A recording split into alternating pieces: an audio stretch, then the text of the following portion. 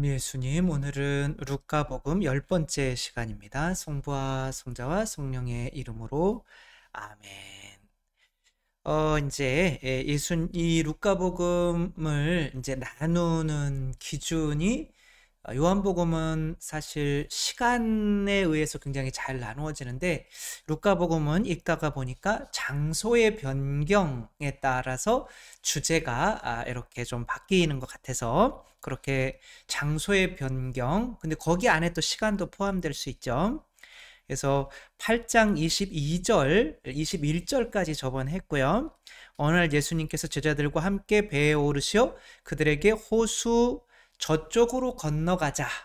뭔가 이제 장소의 이동이 있죠. 그래서 이제 풍랑을 가라앉히는 이야기인데, 이 이야기 뭐 우리가 다 아는 거지만 한번 보면서 오늘 주제가 뭘까 한번 같이 생각해 보시면 좋을 것 같습니다.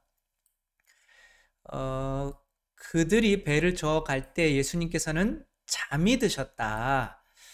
그때 맨날 새벽에 일어나서 혼자 기도하시니까, 그건 아니시겠지만 어떤 의도적인 게 있으셨겠죠? 그때 돌풍이 호수로 내리 몰아치면서 물이 들어와 그들이 위태롭게 되었다. 제자들이 다가와 예수님을 깨우며 스승님, 저희가 죽게 되었습니다 하고 말하였다. 굉장히 전개가 빠르죠. 뭔가를 조금 관심이 있는 게 뭔지를 이제 찾는 게 중요하겠죠. 그러자 예수님께서 깨어나시어 바람과 물결을 꾸짖으시니 곧 잠잠하며 고요해졌다. 이것은 어떤 초자연적인 능력이죠. 자연의 힘을 넘어서는, 자연을 창조한 자만이 가질 수 있는 이 초자연적인 힘을 나타내죠. 그러니까 루카복음에서는 이 힘, 성령의 힘을 굉장히 중요하게 여기고 있죠. 예수님께서는 그들에게 너희의 믿음이 어디 있느냐 하고 이렇게 물으시죠. 그들은 두려워하고 놀라워하며 서로 말하였다. 도대체 이분이 누구시기에, 여기서도 중요해. 너희의 믿음은 어디에 있느냐. 그러니까 너희의 믿음을 어디에다가 두느냐라고 하는 거죠. 그 너희의 믿음은 너희의 능력, 너희들이 스스로 뭔가 할 수 있다고 생각하는 그 능력에 두느냐 아니면은 나한테 두느냐라고 이렇게 말씀을 하시는 거죠. 도대체 이분이 누구이시기에 이 이야기가 계속 나와요.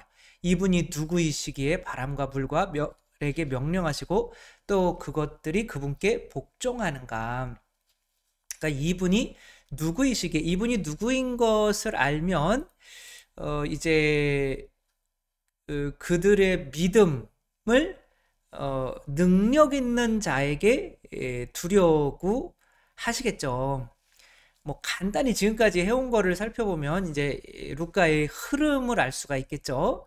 어떤 초자연적인 존재가 나타나요, 성모님한테. 그리고 성모님께서는 그에게 저는 주님의 종입니다 라고 그 초자연적인 힘에게 순종을 하죠.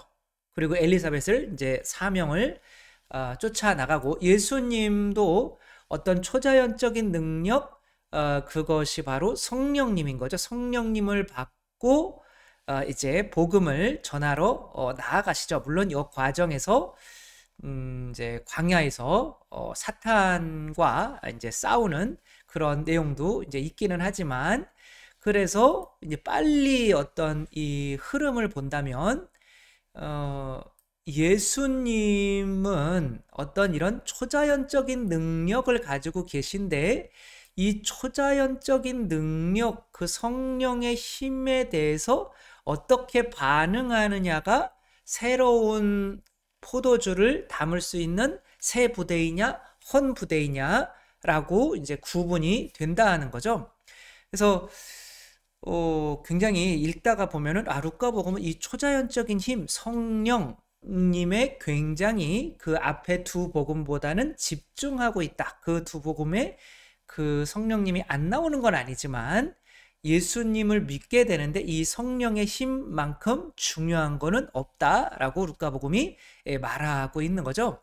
그래서 제자들을 뽑을 때도 고기가 많이 잡히는 이런 초자연적인 능력의 힘을 보고 이 이제 베드로가 무릎 꿇고 저는 죄인입니다. 저기서 떠나가 주십시오. 그랬더니 내가 너를 사람 낚는 어부로 만들겠다. 그래서 이 초자연적인 능력을 지닌 존재를 이들이 뭔가 바라고 있었다면, 그리고 그런 능력을 물고기가 많이 잡혔어요. 그럴 수도 있는 거잖아요. 근데 이들 입장에서 그럴 수가 없는 거거든요. 이건 분명히 어떤 초자연적인 힘의 능력이 발휘된 거고, 그 힘에 이들이 뭐 하게 되는 거예요? 순종하게 되는 거죠.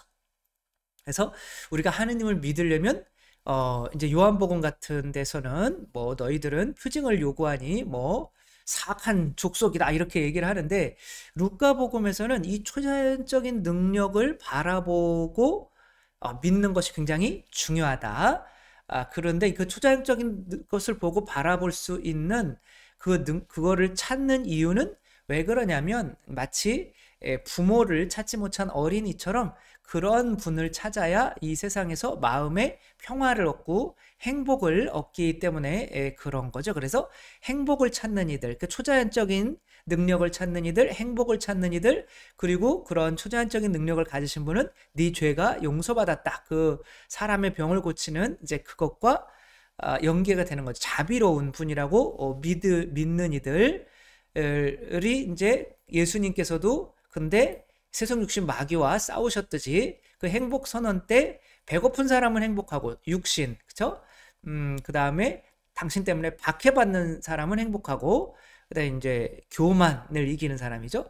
그 다음에 가난한 사람은 행복하고 세속을 이기는, 세속 육신 마귀가 굉장히 깊이 이제 신학적으로 정착이 루카복음 때는 됐다.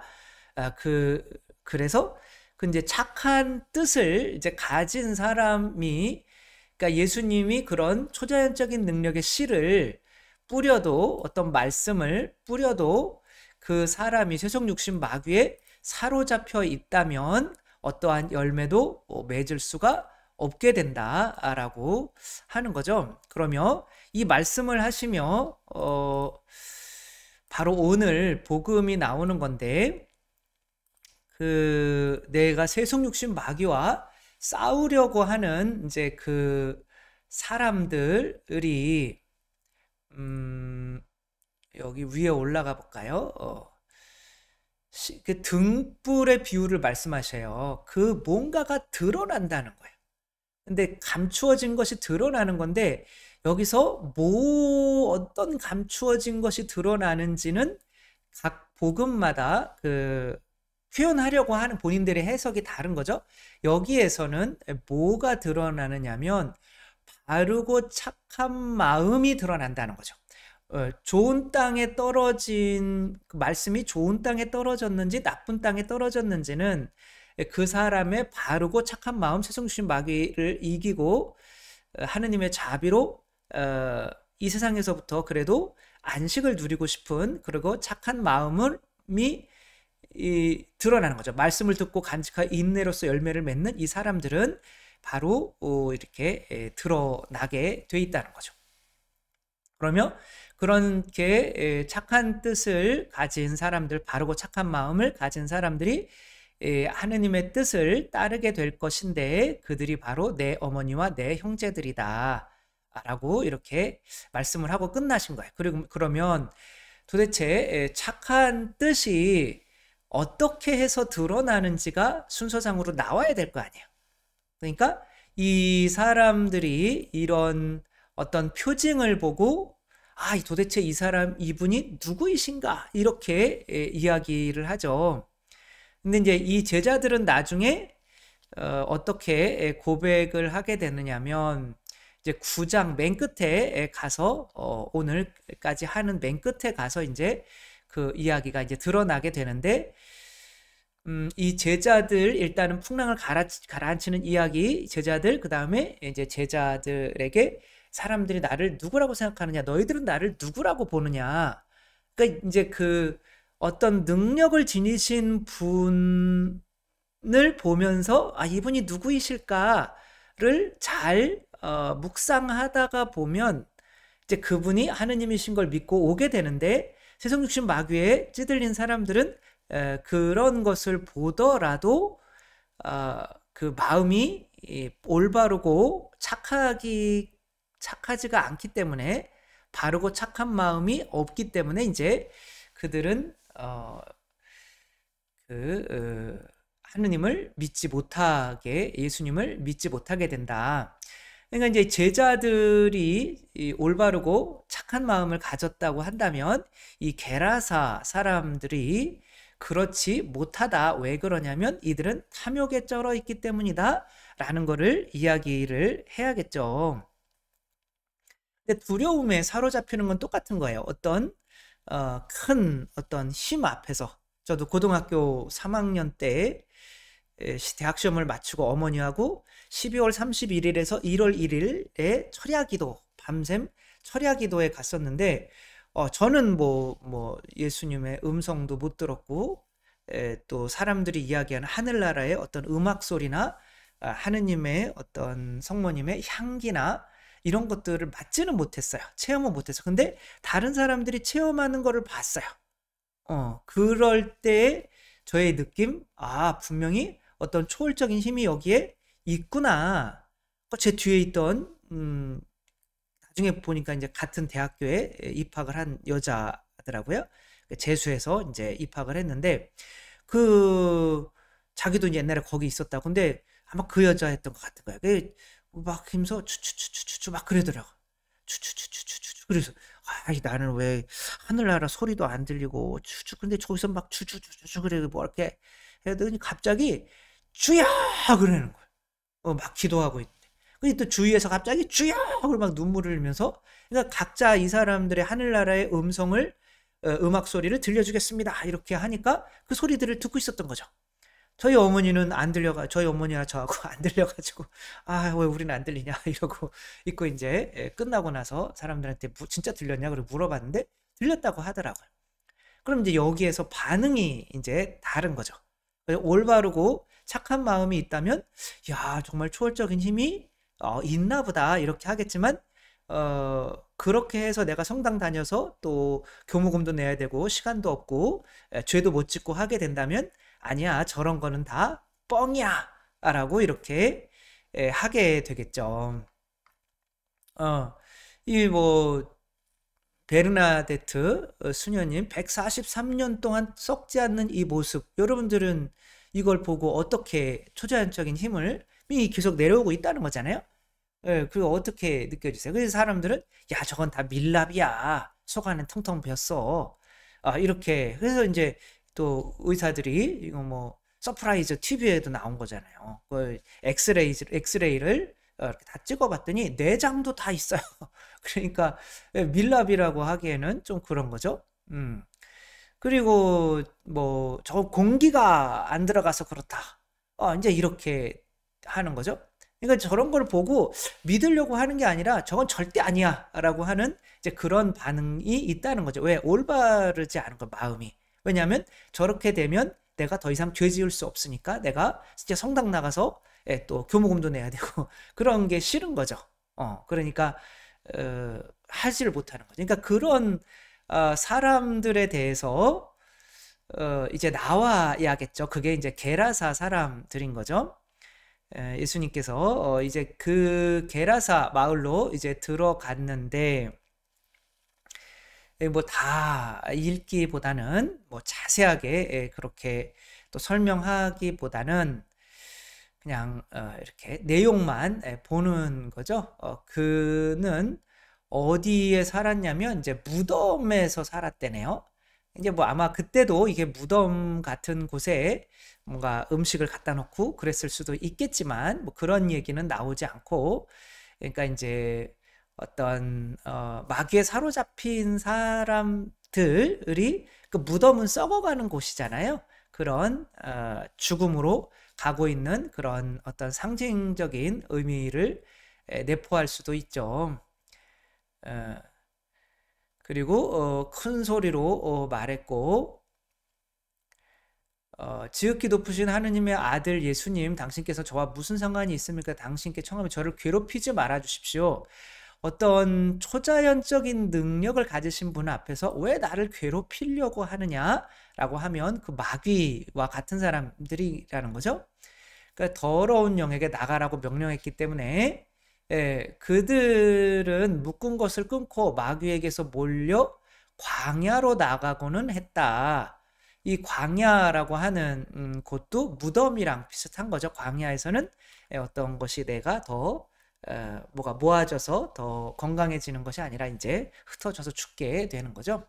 내 이름이 무엇이냐 이렇게 물어보죠. 그러니까 이름을 솔직하게 얘기하면 얘네가 졌다라는 뜻인 거예요. 그래서 구마 영화 같은 거 볼 때 네 이름이 뭐냐 이렇게 자꾸 물어보는 것을 볼 때는 얘네들은 항상 거짓말을 하기 때문에 자기 이름을 솔직하게 얘기하면 이미 하느님의 권위에 지금 진 거구나 그렇게 보시면 되겠죠. 그러니까 군대라고 하는 거는 이제 악령이 힘이 있다면 그 악령의 힘이 집결된 어떤 형태, 그러나 하느님의 예수 그리스도의 힘은 그런 것과 잽이 안 되는 어떤 힘인 거죠.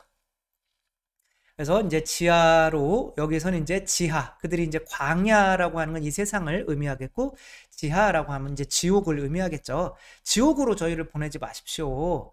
그랬더니 예수님께서는 또 그들의 청을 들어주셔요.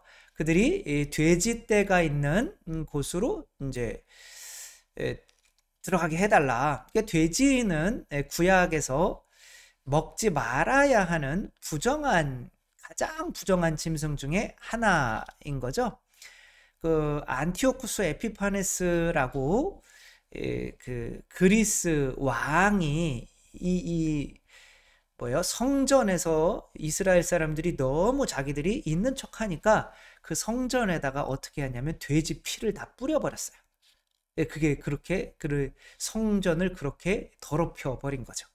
그런 정도로 어떤 이스라엘 사람들이 더럽다고 생각하는 것의 상징. 근데 이들이 돼지떼를 몇백 마리, 몇천 마리를 키웠다면 이 돼지떼는 누군가가 먹는 거잖아요. 근데 그 돼지떼를 누가 먹는 거냐면 로마인들이 먹는 거예요. 그러니까 이방의 어떤 신을 숭배하는 어떤 그런 이스라엘 사람들이기는 하지만 이미 타락한 백성, 그리고 탐욕에 쩌든 백성이라고 생각하면 되는 거죠. 그러니까 마귀들이 이제 그쪽으로 내려와서 이제 죽어요. 이제 돼지떼가 열이 나서 이제 자기들이 열이 나니까 어디로 떨어져요? 그 물속으로 떨어져 다 죽는단 말이에요. 이제 사람들이 무슨 일이 일어나려고 있는지 나왔어요. 그들은 예수님께 와서 마귀들이 떨어져 나간 그 사람이 옷을 입지 않고 제정신으로 예수님 발치에 앉아 있는 것을 보고 그만 겁이 났다. 지금 뭐 돼지떼가 빠져 죽은 게 문제가 아니에요. 여기서 말하는 거는 저분이 누구이시기에 저렇게 군대라고 하는 누구도 휘어잡을 수 없었던 저 악령의 힘을 이길 수 있었을까? 이 제자들이 이 바닷가에서 저분이 누구이시기에 저 자연의 저 힘까지 이기는 분이실까? 이분이 누구이시기에 이 악령의 힘까지 이기는 분이실까? 똑같은 거예요. 그리고 두려움에 휩싸이는 것도 똑같아요. 그러나 반응은 달라요. 그래서 그 게라사인들의 지역 주민 전체가 예수님께 자기들에게서 떠나주십사고 요청하였다. 베드로도 저는 주님, 저는 죄인입니다. 저에게서 떠나주십시오. 어떤 그런 힘을 보면 내게 있는 세상 주신 마귀를 죽이고 그분께 어린이처럼 순종해야 되기 때문에 그것이 싫어서 사실은 떠나달라고 한단 말이야. 그 두려움에. 그런데 예수님께서는 이제 그들이 원하시는 대로 떠나셔요. 원하지 않다. 예수님이 힘을 보여주시고 그 힘에 대해서 너희들이 인정하지 않아? 그럼 나는 떠나갈게. 더 이상 어떻게 다른 방법이 없단다 라고 이렇게 말씀을 해주시는 거고, 이 남자에게는 이제 가서 복음을 전하여라 라는 것이 선포가 되겠죠. 이 사람은 그래도 예수님의 능력을 보고 그분을 받아들인 사람이 되니까, 그래서 집으로 돌아가 하나님께 너에게 해주신 일을 이야기해라. 그래서 온 고을에 두루 선포하는데, 이제 데카폴리스, 마르코복음 같은 경우는 데카폴리스 지방인 거죠. 외국이기는 한데 이스라엘 사람들이 흩어져서 사는 그 지방에까지 복음이 전파되었다 이렇게 나오지만, 여기에서는 예수님께서 돌아가신 다음에 이방의 곳으로 복음이 전파되는 것으로 루카의 어떤 신학적인 사상은 그렇기 때문에 여기서는 그냥 이스라엘 내의 고을이라고 이렇게 쓰는 거죠. 자, 그러면 이제 이 사람들과 반대되는 어떤 사람들을 나와야 될 거 아니에요? 그래서 이건 뭐 우리가 잘 아는 야이로의 딸을 이제 살려주시고 그 살려주시러 가는 중에 12년 동안 하혈병을 앓던 여인이 예수님의 옷자락에 손을 대서, 근데 이 여인 같은 경우는 이제 몸에서 피가 나오면 7일 동안 격리해야 돼요. 그렇게 그럼 1년에 아니 한 달에 그 7일씩은 계속 격리가 돼야 되는 거예요. 그게 이제 부정하다 그래가지고, 그러니까 꼭 그렇지는 않았겠지만 아무튼 그게 율법이었어요. 그런데 그런 와중에 12년 동안 계속 피가 빠져나가는, 피가 어떤 에너지 힘이잖아요. 그게 빠져나가는 그런 병을 앓던 여인이 두려워하지 않고 예수님의 힘 안에 들어오는 거죠. 부모님이 나에게 어떤 에너지, 힘을, 젖을 준다면 두려워하지 않고, 아니야, 나 독립해서 살고 싶은데 왜 젖을 줘요? 막 이러지 않고 그 능력에 내가 흡수되는 거죠. 야이로의 딸도 마찬가지인 거고, 여기에서 중요한 것만 읽어보겠습니다. 46절에 한번 보면, 누가 나에게 손을 대었다, 나에게서 힘이 나간 것을 나는 안다. 근데 다른 복음 같은 경우에서는 누가 나에게 손을 대었느냐 라고만 물어봐요. 근데 루카 복음에서는 항상 이 힘이 여러분들도 아는 단어예요. 우리가 뭐 다이나믹하다라고 하잖아요. 그게 이제 힘이에요. 다이나믹. 근데 이제 그게 히라보로 하면 디나미스예요. 디나미스. 다이나믹인데 디나미스. 그 똑같은 단어예요, 사실은. 그 디나미스라는 단어를 루카복음은 많이 써요. 성령과 영과 디나미스. 그 다른 데서는 뭐 권한을 주고 떠나버렸다. 여기서는 예수님은 힘과 권한을 주고 떠나버렸다. 밑에 나오기도 하는데 그렇게 이야기를 하죠. 그러니까 그 어떤 힘 앞에서 우리가 어떤 자세를 취하는가, 그것이 바로 우리 마음 안에 우리 마음이 악한가 아니면은 올곧고 착한가가 드러나게 된다라고 루카는 생각하고, 루카 사가는 생각하고 있다는 거죠. 그래서 딸아, 내 믿음이 너를 구원하였다. 평안히 가거라. 그래서 어떤 평안은 바로 이 예수님의 힘, 성령, 디나미스, 그 앞에서 우리가 어떠한 자세를 취하게 되는가 하는 거죠. 우리 가나안 여인처럼 개도 당신 자녀들에게 떨어지는 빵 부스러기는 먹지 않습니까? 이런 자세가 필요하다는 거죠. 그랬더니 딸이 죽었습니다. 그렇게 전해 오니까 야이로의 딸이 죽었습니다. 두려워하지 말고 믿기만 하여라. 이 아이는 구원을 받을 것이다.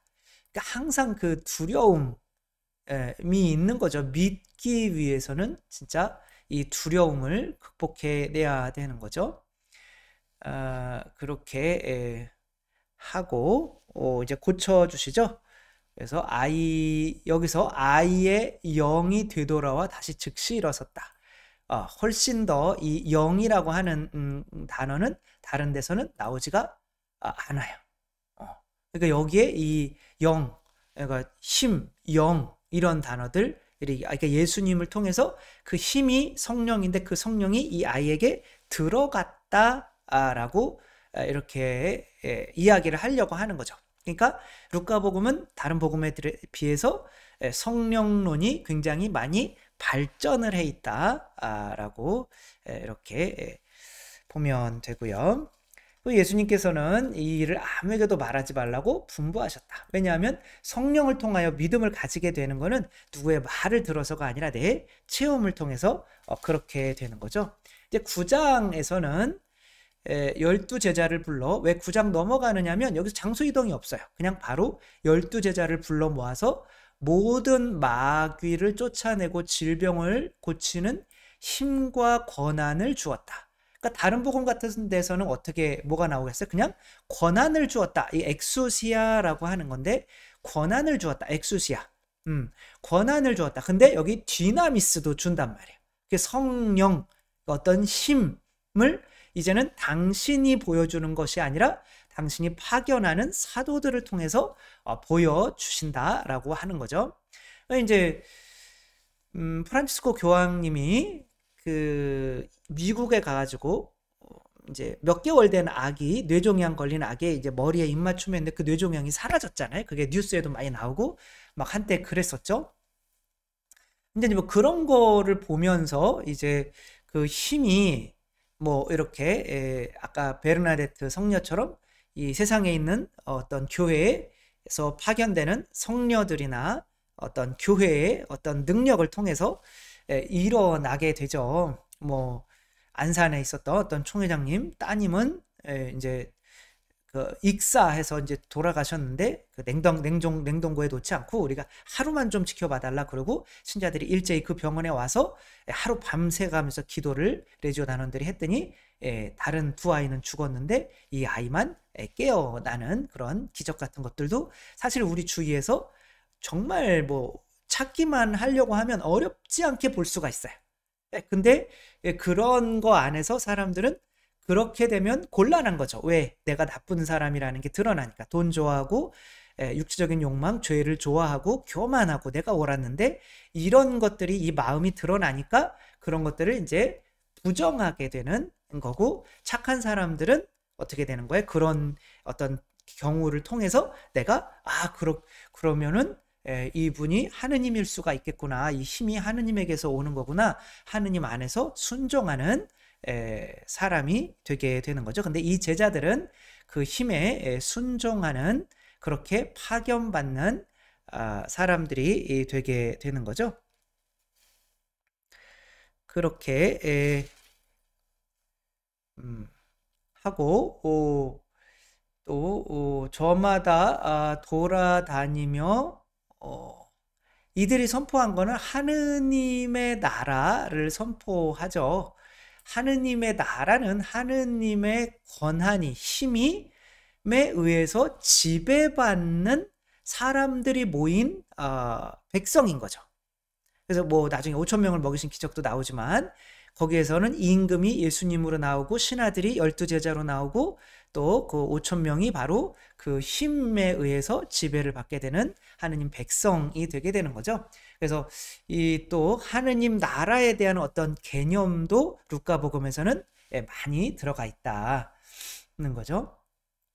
이분은 이런 이야기들을 종합하면서 신학적으로 다른 또 두 복음서보다 조금 더 위쪽으로 나가 있다 이렇게 봐도 될 것 같습니다.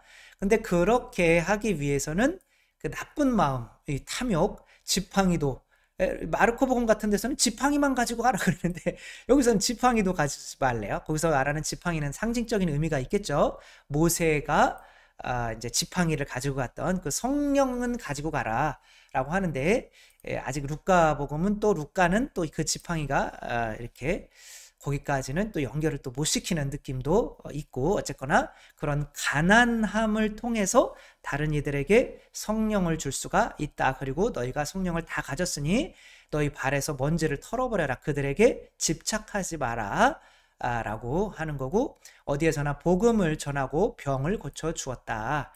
이렇게 이 제자들을 통해서 계속 이제 뭐랄까 초자연적인 성령의 능력이 발휘가 되게 된다는 거고 뭐 지금도 사실 그러고 있고 그래서 5,000명을 먹이신 기적에서는 이제 장소 이동이 나와요. 그래서 이들이 돌아와가지고 예수님께서는 그들을 데리고 벳사이다라는 고을로 물러가셔요. 그럼 여기서 끊어야 될 거 아니야. 그러면 이 헤로데가 요걸 이제 마지막으로 끊어야겠죠. 헤로데 영주는 이 모든 일을 전해 듣고 몹시 당황하였다. 그러니까 이들이 행하는 어떤 이 기적들을 듣고 당황하는 거예요. 그랬더니 요한이 죽은 이들 가운데서 되살아났다. 이제 핑계대기 시작하는 거죠. 이게 나쁜 마음이 드러난다는 거예요. 감추어진 것은 드러나게 마련이다. 더러는 엘리야가 나타났다 하는가 하면 또한 옛 예언자 한 분이 되살아났다 하였기 때문이다. 그래서 헤로데는 이렇게 말하였다. 요한은 내가 목을 베었는데 소문에 들리는 이 사람은 누구인가? 아까 제자들이 여기서부터 시작했죠. 도대체 이분이 누구신가? 라는 이런 의문은 이분이 하게 되는 어떤 초자연적인 능력, 어떤 디나미스를 보고 이분이 누구이신가?